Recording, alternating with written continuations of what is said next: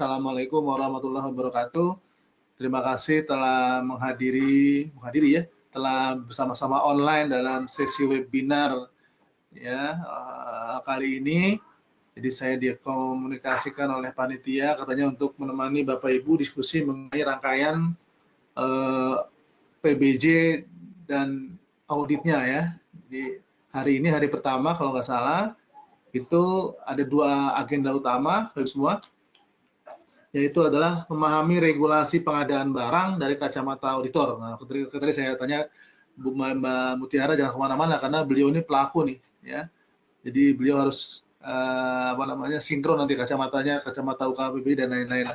Kemudian diselaraskan dengan titik kritis pengadaan barjas. Juga ini materi yang saling terkait lah.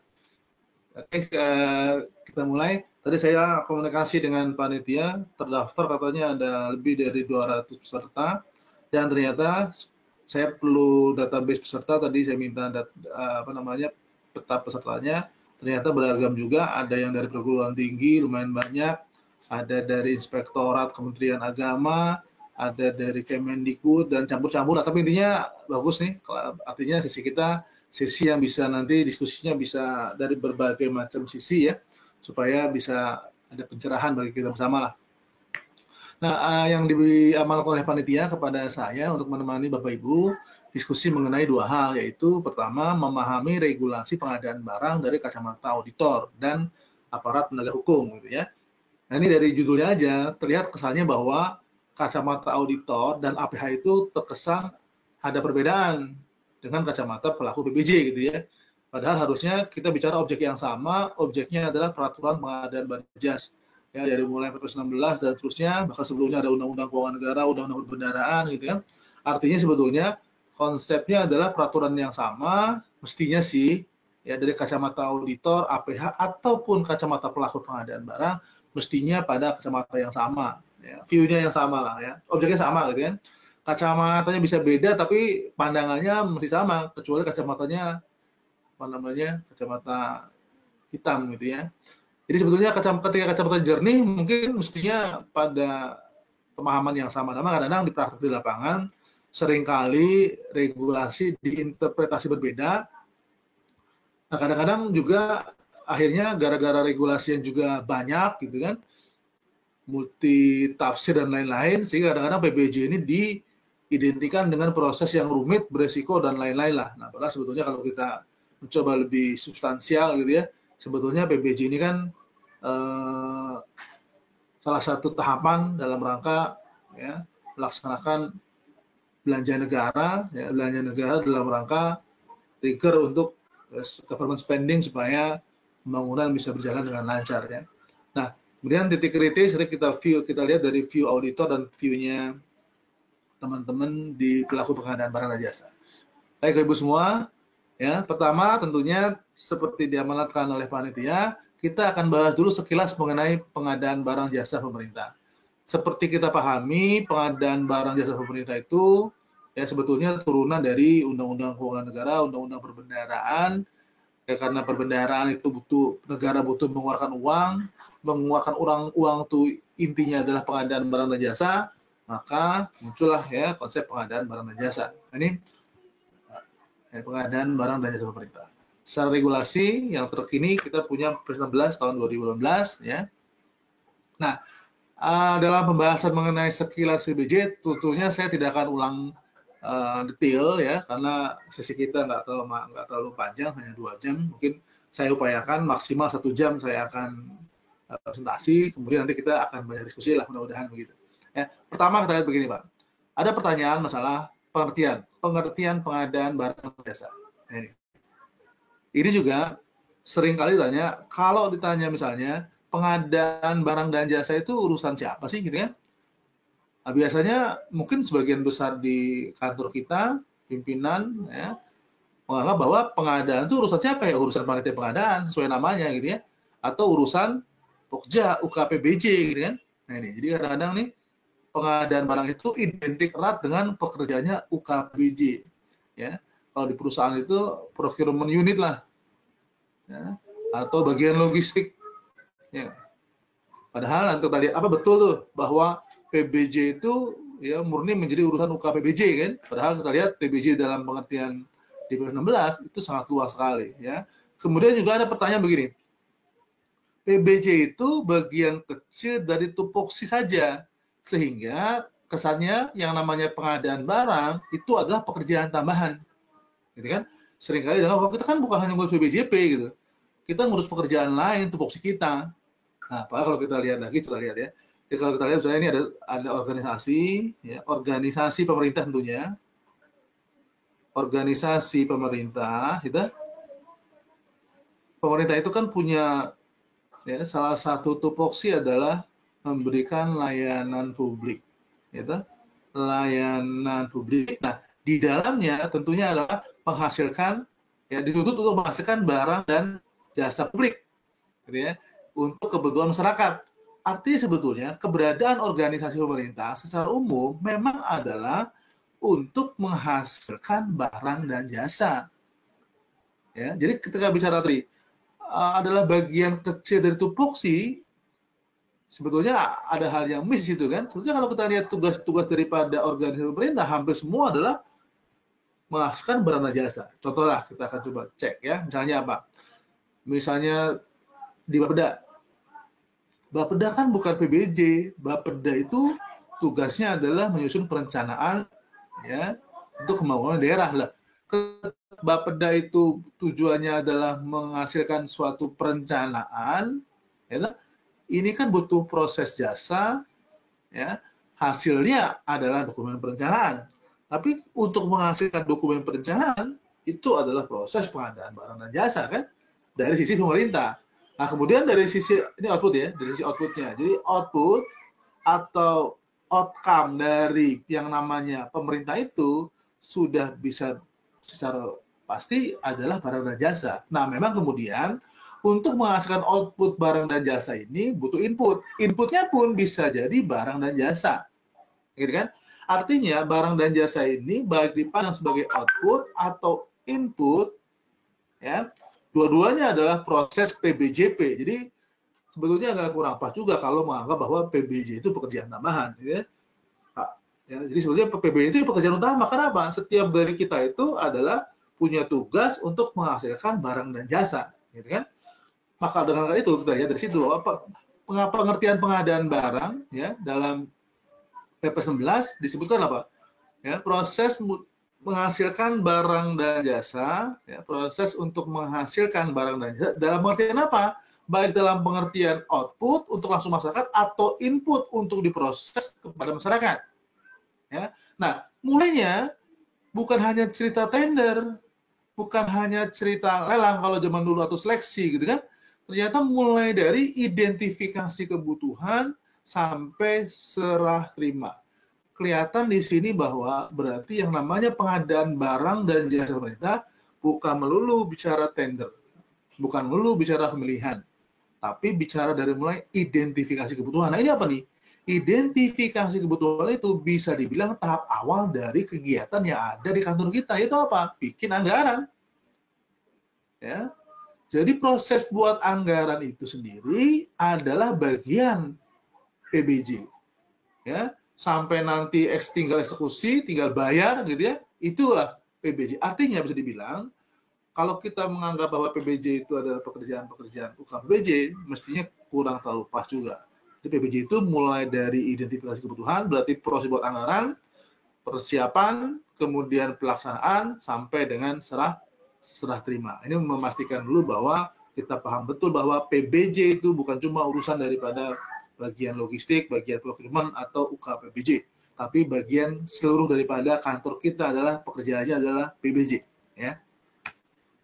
Nah, kemudian dalam PP 11, semua, sebelum bicara prosedur detail ya yang digit, sebetulnya ada tata nilai yang penting. Nah, tata nilai ini bagi auditor biasanya akan menjadi tujuan utama sebetulnya, ya.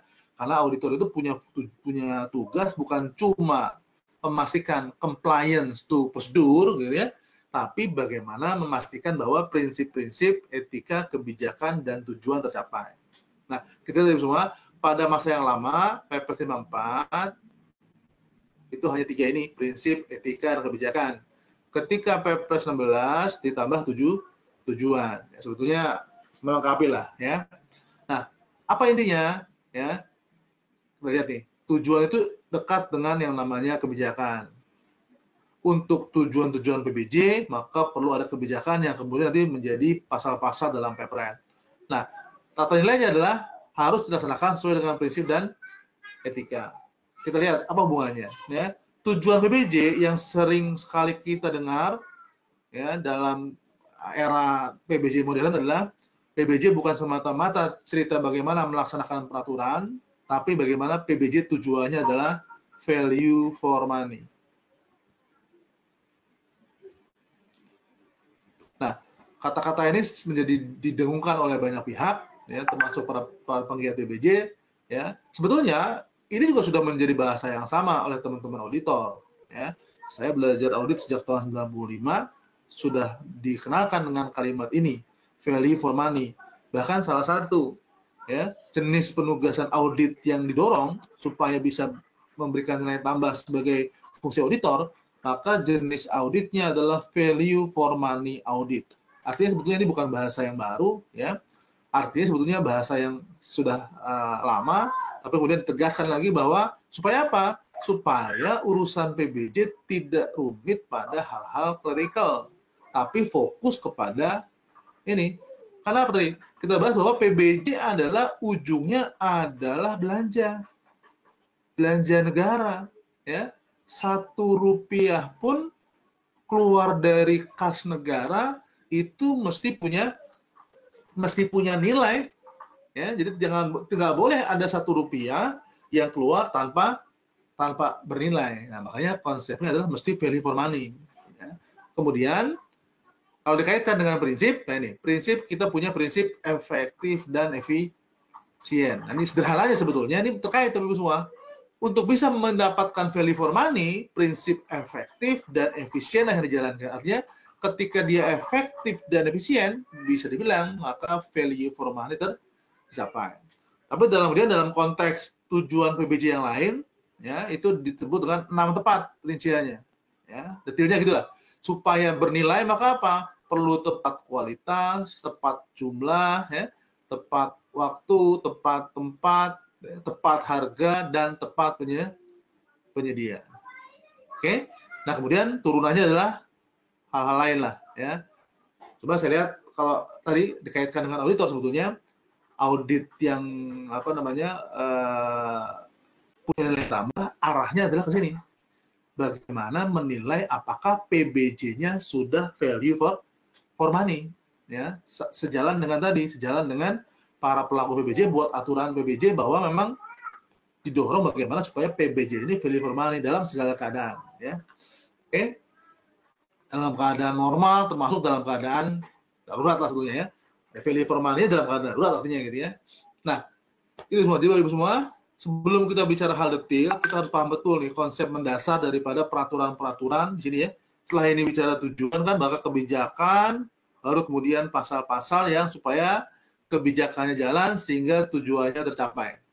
Nah, tadi kalau bicara kacamata auditor, sebenarnya tadi bahwa salah satu ya jenis penugasan audit yang relevan terkait PBJ adalah value for money audit atau operational audit atau performance audit. Jadi audit PBJ yang baik sebetulnya bukan semata-mata memastikan bahwa apakah terjadi pelanggaran pada aturan semata-mata, tapi idealnya adalah bagaimana memastikan value for money, ya. Karena yang namanya peraturan dibangun sebagai pengendalian untuk mencapai tujuan-tujuan ini, ya. Namanya pengendalian dibangun itu kan tidak pernah sempurna.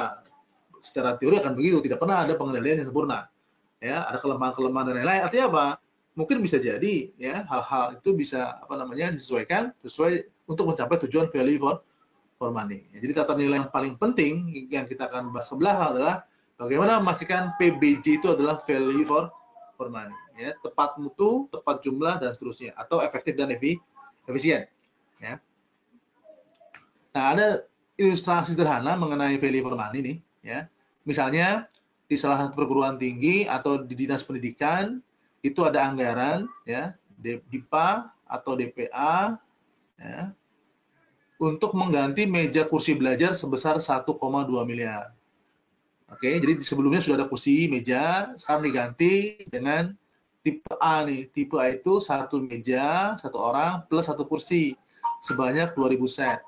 Berarti satuannya 600.000, dianggarkan seperti itu. Langkah berikutnya kan persiapan. Persiapan tentunya bikin spesifikasi. Spesifikasi sesuai dengan apa yang dianggarkan. Satu meja, satu kursi, kemudian buat HPS. HPS-nya 1,1 miliar. Proses berikutnya tender lah. Tender ternyata PTA menawar terendah dengan nilai 1M. Selesai, kontrak beres, datang barang sesuai dengan kontraknya. Tanpa ada fiktif, tanpa ada wan prestasi. Menurut Bu Mutiara, kira-kira kalau dilihat dari tahapan-tahapan ini, ya, ada masalah nggak? Value for money nggak? Nah, ini kan kadang-kadang ya kita terjebak pada bagaimana PBJ dilaksanakan semata-mata sesuai dengan prosedur semata-mata ya. Nah, mungkin dari dia prosedur, DIPA sudah ada, spek sudah ada, HPS sudah ada, gitu kan? Tender sudah dilaksanakan oleh Bu kemudian kontrak sudah selesai dilaksanakan oleh PPK, gitu kan? Dibayar sudah, so what, selesai kan? Nggak ada pekerjaan yang investasi, gitu kan? Padahal kita lihat, kalau kita dalami lagi, misalnya apa? Ternyata jumlah kelas di dinas pendidikan atau di perguruan tinggi Bapak misalnya cuma ada 30 kelas dengan maksimal 40 siswa. Berarti kebutuhannya hanya 1.200. Entah gimana ceritanya kok ternyata anggarannya lebih 800. Maka muncullah yang namanya over volume. Ya, dalam cerita kan tepat jumlah kan, di sini muncul over volume, tidak tepat jumlah ya. Kemudian info harga pasar, ternyata ya harga pasar tipe A itu ya dijumpai bukan 600, bukan 5,5, bukan juga penawar PTA, tapi ternyata harga pasar di luar sana bisa dibeli dengan harga 300.000. Kita ketemu di sini namanya over price. Over volume, over price. Oke? Terus terlihat juga sebetulnya ada informasi lain. Ternyata apa? Selama ini di dinas pendidikan, sekolah-sekolah atau di perguruan tinggi Bapak di ruang kuliah itu menggunakan satu meja panjang dan 2 kursi. Selama ini nggak ada keluhan, proses belajar sudah nyaman dan tidak ada rencana manfaat tambahan dari satu meja, satu kursi. Dan harganya 400.000. Berarti di sini kita lihat ada yang namanya over quality, over mutu. Kita lihat negara keluar uang 1M. Dari mana? Dari kontrak yang sudah selesai dibayar 1 miliar. Kesannya nggak ada masalah kalau hanya dilihat dari compliance. Tapi dilihat dari value for money belum tentu. Ternyata terlihat. Apa masalahnya? Kita akan lihat bahwa 1M itu kontribusi yang bisa kita lihat adalah pertama kualitas, volume, sama harga. Kualitasnya satu meja, satu kursi, volumenya adalah 2.000 set, harga satuannya 500.000, sehingga keluarlah uang 1M. Nah, betul nggak? Negara layak keluar 1M untuk tujuan, apa tujuannya? Tujuannya kan mestinya adalah kalau di sekolah berarti siswa bisa ikut kegiatan belajar mengajar, ya, di kelas secara baik lah. Sisanya buat cadangan boleh nggak Pak tuh? Boleh aja, boleh aja. Boleh. Pertanyaannya adalah nanti kalau untuk cadangan, berarti yang 1.200 itu rusak, berarti yang 800 juga rusak, Bu. Karena dinas pendidikan tujuannya bukan jadi pedagang kursi, gitu, ya. Ketika beli meja kursi, itu kan sudah direncanakan bagaimana kapasitas, kualitas, dan lain-lain. Nah, cadangan boleh aja dengan jumlah tertentu lah. Anggaplah cadangannya dengan asumsi kursinya ini bagus, mutunya ya terjamin dengan oke, tadi kan sudah dibangun kualitasnya ternyata. Nah, ini anggaplah itu asumsi itu nggak ada. Ternyata masalahnya di mana? Harga harusnya cuma 300.000, berarti ada overprice 200.000, berarti ketemulah 400 juta kelebihan harga. Kelebihan volume 800 ya. Ini bisa dikalikan 300, berarti ketemulah 240 juta. Nah, ini kelebihan mutu harusnya ternyata cukup dengan satu meja plus satu kursi, satu meja panjang dua kursi, tapi belinya entah pertimbangan apa, satu meja satu kursi itu dicari digali. Kenapa pertimbangannya diganti kursinya? Muncullah 120 juta. Itu nilainya nggak saya detailkan, ya. Jadi ternyata Bapak semua muncullah angka 760 juta. Artinya apa? Ini bermasalah nih. Dari 1M yang keluar bermasalah 760 juta. Bermasalah ini dalam pengertian adalah tadi kurang value for money, kurang tepat mutu, kurang tepat volume, kurang tepat harga. Belum bicara tepat waktu, tepat penyedia, tepat tempat, karena ini infonya nggak ada. Nah, artinya itu yang menjadi penekanan baik pelaku PBJ maupun teman-teman di auditor. Ini yang menjadi tekanan utama. Jangan sampai terjadi hal seperti ini. Jangan sampai terjadi fokus hanya semata-mata pada kerumitan prosedural, menghilangkan tadi konsep dasar daripada value for money. Dua-duanya mesti selaras, ya. Jadi ruhnya seperti itu. Nah, kira-kira Bu Tiara, 760 juta ini, ya, kalau sampai jadi temuan berarti sebenarnya negara sebetulnya cukup butuh berapa? Ternyata cukup butuh 240 juta untuk tujuan tadi apa tujuannya? Ada 30 kelas, 40 siswa, tujuannya bisa ikut kegiatan belajar mengajar dengan baik. Atau mungkin sekarang dengan era lockdown sekarang, ya jangan-jangan malah nggak perlu meja kursi nih, ya semua belajar cukup di rumah aja, kan, termasuk teman-teman di kampus dan di sekolah. Artinya ada perubahan-perubahan, ya kebutuhan. Tapi asumsinya ini masih klasikal lah. Artinya berarti tujuannya adalah 1.200 siswa atau mahasiswa bisa kegiatan belajar mengajar dengan baik. Harusnya cukup beli tipe B dengan jumlah berarti separuhnya, kan, ya. Berarti hanya 600 set kali 400.000. 240 juta. Nah, ketemu kan? Ternyata masalahnya adalah 760 juta. Nah, itu apa rinciannya? Tadi, over price, over volume, over quantity. Jadi contoh aja tuh, mestinya nanti tidak pun ditemukan oleh auditor, ini mestinya dicegah dalam tahapan PBJ dari mulai perencanaan, persiapan, ya, kemudian kontrak, sampai nanti serah terima dicegah. Jangan sampai negara keluar uang 760 juta lebih banyak daripada yang seharusnya. Loh, kan DPA-nya emang 1,2 gitu kan? Nah, tadi kadang-kadang banyak fokus pengadaan barang hanya bicara bagaimana melaksanakan DIPA atau DPA.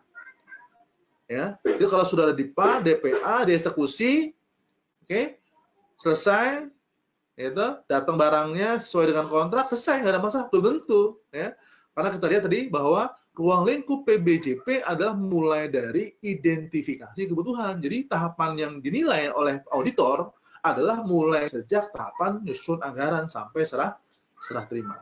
Oke, clear ya? Jadi ini ilustrasi aja bahwa kalau dilihat dari tahapan-tahapan terkesan nggak ada masalah, 1M itu clear, padahal mungkin kalau kita dalami lagi, ternyata ada indikasi tidak value for money sebesar 760 juta. Berarti apa? 240 juta cukup. Nah, ini info-info ini kan harusnya diperoleh bukan hanya oleh auditor. Info bahwa berapa jumlah kelas, berapa harga pasar, berapa tipe-tipe kursi yang ada, itu mestinya diperoleh oleh para pelaku PBJ sebelum oleh auditor. Ya, jadi artinya apa? Kacamata auditor ataupun kacamata auditi, kalau bahasa auditor ya, atau kacamata pelaku PBJ mestinya adalah kacamata yang sama, ya, hanya dipakai oleh orang berbeda gitu ya, yang gitu saya. Ya, artinya apa? Kalau faktanya begini, mau nggak mau ya memang ada masalah sebesar 760 juta, ya gitu ya. Oke, kira-kira begitu ya. Dipahami ya, Bu Tiara ya? Setuju nggak Bu Tiara nih? Bu Mutiara? Setuju. Halo? Setuju ya? Oke, jadi itu ilustrasi aja bahwa namanya PBJ bukan sekedar bagaimana melaksanakan pasal-pasal ya, tapi nilainya adalah bagaimana supaya tercapai. Nah, Baru kemudian dalam PP 11 dibahas mengenai pelaku pengadaan barang dan jasa. Tadi kita bicara tuh. Anggaplah nanti faktanya memang terjadi tidak value for money sebesar 760 juta. Tentunya kalau kita bicara akuntabilitas akan dipertanyakan siapa yang bertanggung jawab kan? Siapa kira-kira nih yang bertanggung jawab nih? 760 juta salah siapa Bu Mutiara nih? Nah, maka dalam Perpres dipahami maksudnya pelaku pengadaan barang dan jasa ya. Big boss utamanya adalah PA-KPA. Oke, PA-KPA. Kalau setelah struktur terlihat ada PA atau KPA gitu ya. Kemudian ada PPK di bawahnya ya. Ada PPHP gitu ya. PJPHP. Kemudian ada pejabat pengadaan gitu ya. Nah, di sini kemudian ada UKPBJ yang mandiri gitu ya. UKPBJ yang mandiri. Kemudian di dalamnya ada pokja-pokja. Nah, kita lihat ya Ibu semua ya. PA-KPA adalah secara namanya kan pengguna anggaran. Karena pengguna anggaran ini lahir sebetulnya dari konsep awalnya adalah konsep bahwa presiden sebagai penguasa keuangan negara.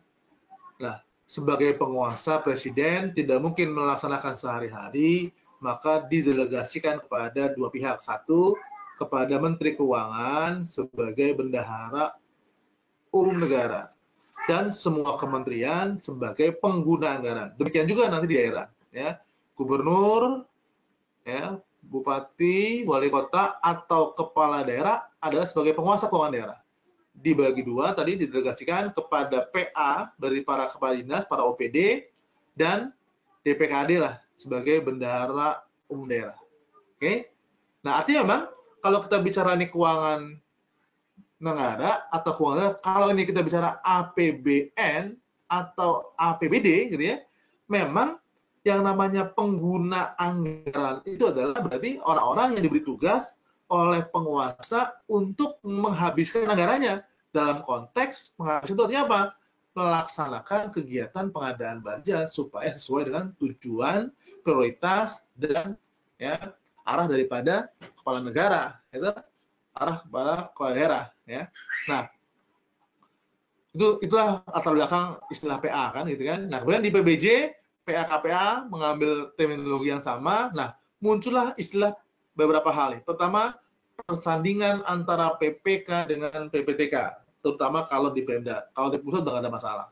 Ya. Secara umum, PA-KPA adalah pengguna anggaran yang diberi mandat ya untuk menggunakan anggaran negara, tapi dalam hari ke hari tentunya ada orang yang mengeksekusi. Nah, sebetulnya secara konsep dasar, PPK lah yang mengeksekusi kegiatan pengadaan barjas atau kegiatan yang ada dalam DIPA atau DPA.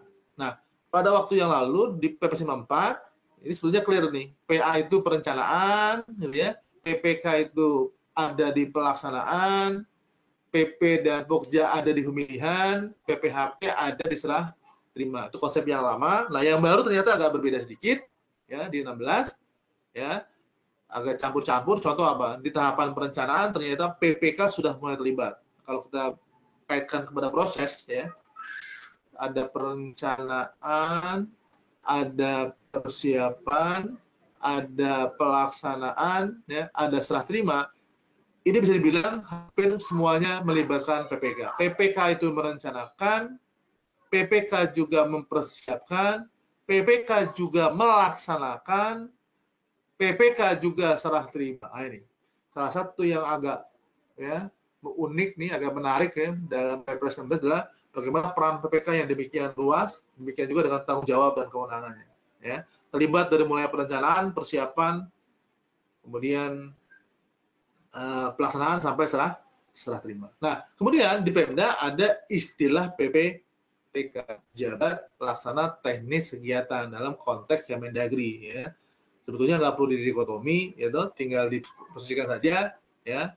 Karena awalnya adalah PPK sebagai, ya toh, tadi ini orang yang bertanggung jawab sebagai pelaksana kegiatan. Nah, ini bisa juga PPK-nya ini banyak pilihan lah, mengkombinasikan peraturan Kemendagri dengan peraturan yang ada di Perpres 16. Ya.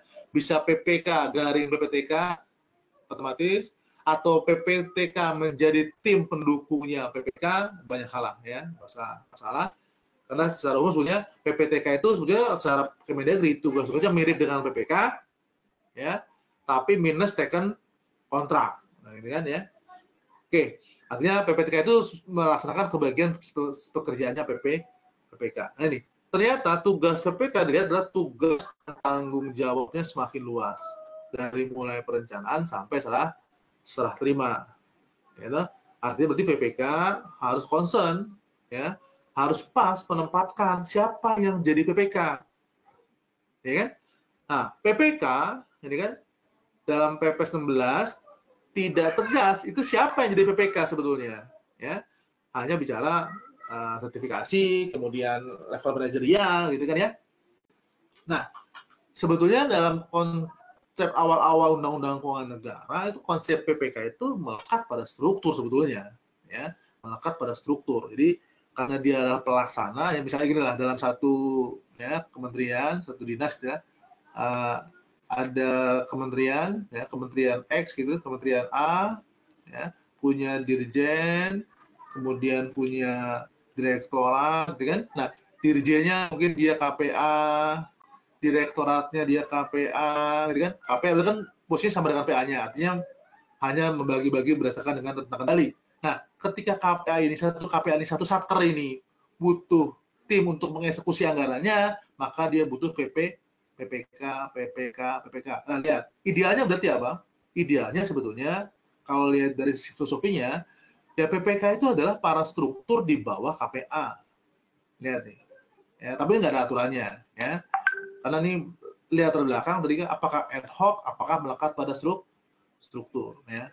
Jadi peraturannya nggak ada, tapi itulah kewaisan daripada bagi organisasi, kewaisan daripada PHKPA, supaya jangan sampai ada tadi dikotomi lagi bahwa ini PPK ini harus orang yang fokus pada pekerjaan. Lah, pekerjaan apa? Pekerjaan PBJ.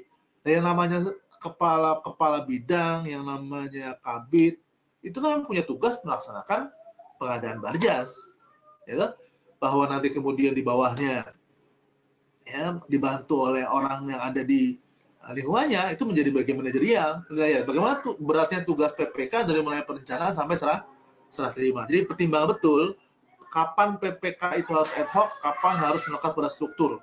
Sesuaikan dengan tadi filosofi bahwa PBJ, bahwa setiap organisasi pasti tujuannya adalah menghasilkan barang dan jasa.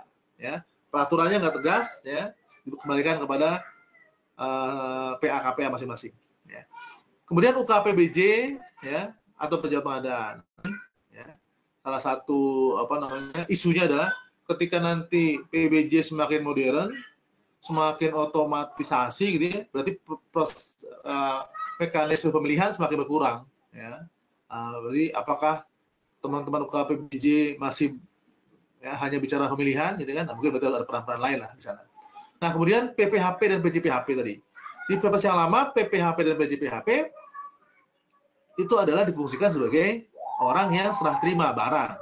Ya. Sementara di PP 19, PJPHP dan PPHP difungsikan sebagai serah terima administratif. Jadi serah terimanya langsung siapa memulai, dia mengakhiri kan? Ya. Memulai yang merencanakan PPK, yang siap-siap PPK, yang mengeksekusi PPK, yang serah terima juga dia. Oke, itu di PP 19. Ya. Oke. Nah, terus PJPHP apa tugasnya? PJPHP serah terima administratif dalam rangka membantu PA, jadi kan tadi PA atau KPA kan punya anggaran, punya DIPA atau DPA untuk dieksekusi oleh PPK. Ya, PPK laksanakan, oke, serah terima barangnya sesuai, jasa sesuai, maka laporkan ke PA-KPA. Nah, PA-KPA memanfaatkan PPHP untuk ngecek secara administrasi hasil pekerjaannya PPK. Jadi menurut saya ya, karena dia hanya administratif, ya ini sebetulnya semacam mininya auditor sebelum datang inspektorat, external auditor, sebelum datang BPK gitu kan. Karena salah satu bentuk akuntabilitas yang sering ditanya adalah dokumentasi kan. Nah, maka PPHP dan PJPHP ini difungsikan sebagai ya, semacam mini auditor lah, ya, auditornya PA, ya, auditornya KPA untuk ngecek bahwa PPK itu melaksanakan PBJ, ya, kelengkapan administrasinya sudah sesuai atau belum. Nah, mungkin begitulah. Ya, jadi secara garis besar kira-kira seperti itu. Nah, baru kebayang tuh kan. Jadi mulai dikaitkan dengan tadi. Jadi 760 juta itu kira-kira siapa salah di tahapan mana? Ini bukan bicara salah aturan ya, salah siapa yang menyebabkan? Siapa yang menyebabkan sampai negara keluar uang lebih banyak 760 juta? Ya. Ini kan jadi kemungkinannya apa? Bisa jadi salah di perencanaan.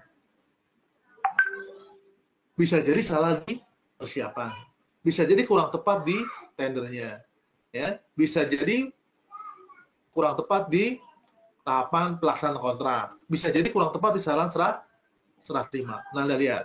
Barulah kita bicara tadi siapa bertanggung jawab terhadap apa. Dia harus clear tuh. Jadi kalau teman-teman auditor juga nih, ketika bicara memastikan siapa yang bertanggung jawab terhadap suatu fakta, pastikan bahwa dia ada pada tanggung jawabnya.